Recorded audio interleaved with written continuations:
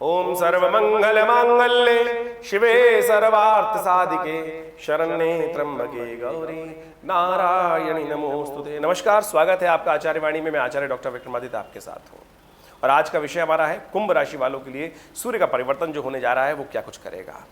सूर्य का परिवर्तन एक स्वाभाविक है और राशियों का जीवन में कुछ भी शाश्वत नहीं, हर कुछ परिवर्तन की तरफ जाता है और परिवर्तन आपके लिए पॉजिटिव है या नेगेटिव है उसको हर कोई समझना चाहता है, जानना चाहता है और जब समझ लेता है कि पॉजिटिव या नेगेटिव तो उसके अनुसार से कार्य कर लेता है। तो कुंभ राशि वालों के लिए सूर्य का जो परिवर्तन होने जा रहा है 30 तारीख तक, हर विशेष तौर पे 30 दिन के लिए एक सूर्य एक राशि में उगते हैं और अभी 15 जून को सूर्य परिवर्तित होते हुए मिथुन राशि में प्रवेश कर रहे हैं।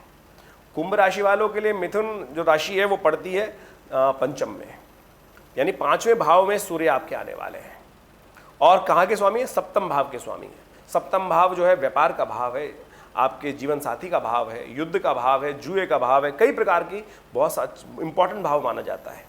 पंचम भाव उससे भी इंपॉर्टेंट है, बुद्धि का, ज्ञान का, खासतौर पे संतान का, विद्या का, ये सब बुद्धि का भाव माना जाता है। कई प्रकार से बहुत उससे भी इंपॉर्टेंट भाव माना जाता है। वहाँ सूर्य जब पहुँचेंगे, सूर्य और बुध का संबंध बड़ा विचित्र है। ये विशेष तौर पर समझें कि सबसे सन्निकट ग्रह है और सूर्य के बिल्कुल साथ साथ चलते हैं। बुध आमतौर पर बिल्कुल साथ साथ बहुत ज़्यादा दूर जा नहीं पाते हैं, 3 राशि से आगे तो बिल्कुल नहीं जा पाते हैं और फिर वापस वक्री हो जाते हैं और फिर सूर्य के सन्निकट आ जाते हैं। तो ऐसे में जो परिवर्तन जो होने जा रहा है ये क्या कुछ करने वाला है आपके लिए, आपको समझ लेना चाहिए। सूर्य का पंचम भाव में आपकी राशि के अनुसार सप्तमेश होकर पंचम भाव में पहुंचना विशेष तौर पर सैद्धांतिक तौर पर दिखाता है कि विशेष तौर पर ये आपको जो लोग पढ़ने वाले लोग हैं उनके लिए तो बहुत अच्छा समय दिखाई दे रहा है, पॉजिटिव चेंजेस दिखाई दे रहे हैं, बहुत अच्छा सा परिवर्तन रहेगा। आप जो भी कार्य करेंगे स्वतंत्र रूप से कार्य करने का विचार आपके मन में रहेगा, पराधीनता आपको स्वीकार है ही नहीं और ऐसे में बिल्कुल आप स्वच्छंद रूप से कार्य करने, चाहे आप नौकरी हो चाहे आप व्यवसाय हो, पॉजिटिव चेंजेस के साथ, पॉजिटिव ग्रोथ के साथ योग होने के दिखाई देते हैं। ग्रह का समय दिखाई देता है कि पॉजिटिव समय आपके लिए रहेगा अच्छा सा और साथ साथ ये ग्रह दिखाता है कि आपके लिए यदि आप अपने मित्रों के साथ मिल बैठकर काम कर लें, यदि आप अपनी जो आपके पास विशेष तौर पर अपॉर्चुनिटीज़ हैं, जो आपके पास आस का माहौल है उसको यदि अच्छे से संगठित कर ले तो आपको कीर्ति के योग बन सकते हैं इस समय में।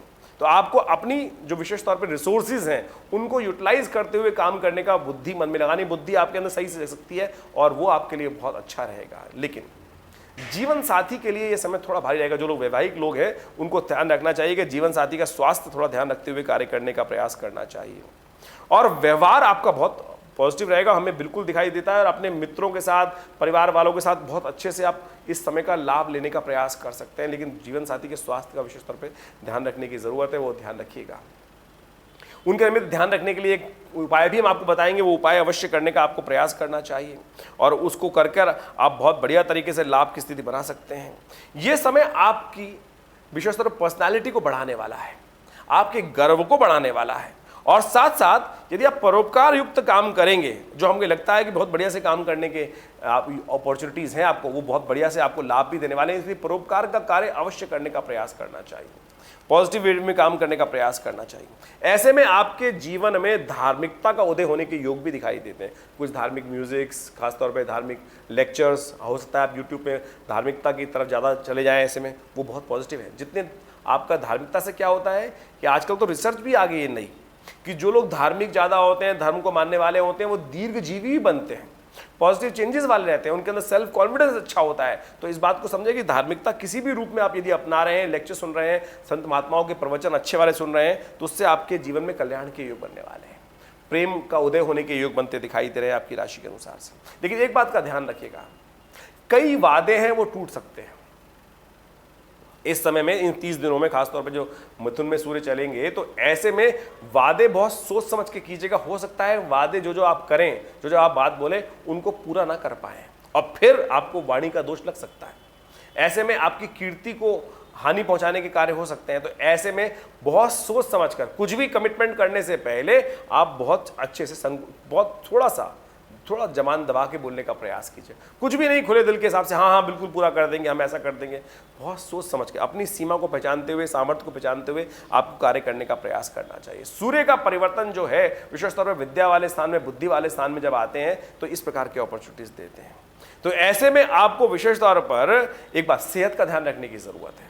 अपनी सेहत और अपने जीवन साथी की, जो वैवाहिक लोग हैं उनके जीवन साथी की सेहत का भी ध्यान रखते हुए कार्य करने की जरूरत है, और उसके लिए शास्त्र में उपाय बताए गए हैं।